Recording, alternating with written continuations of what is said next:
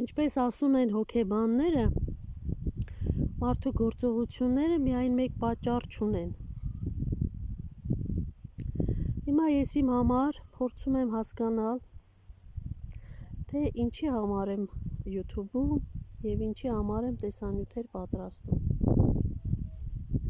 Նախ առաջինը որդիս էլ էր հետաքրքրված, և ես ակամա սկսեցի շարունակել նրա կիսատ թողածը։ Երկրորդը, երբ ցավը շատ հզոր է, անտանելի է,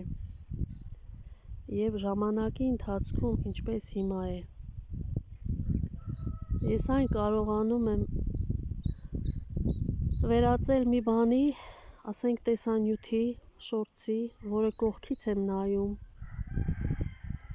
այն դեպքում, երբ նկարում եմ, վերնագրում եմ, ծրագրի մեջ եմ խմբագրում,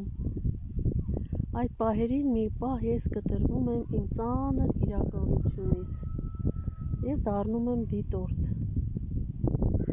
Դա ինձ թույլ է տալիս մի փոքր շունչ քաշել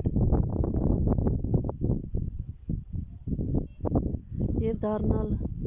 այդ պահին ստեղծող, ոչ միայն զոհ։ Մյուսը դա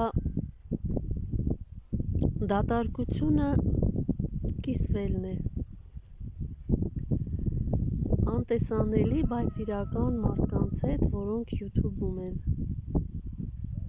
Կորուստը մեզ ստիպում է զգալ անզոր։ Ես չէի կարող կանխել։ Ես մայր եմ, բայց ես Աստված չեմ։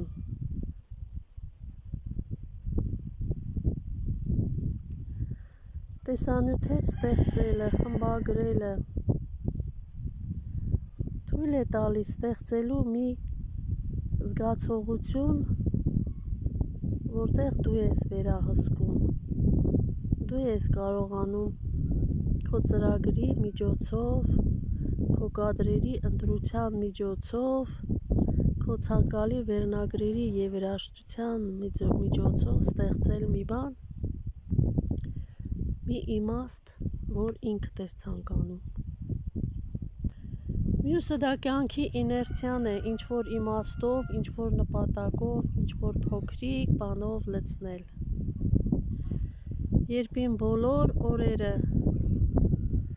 կյանքի և ժամանակի իներցիայով են աշխատում, փորձում եմ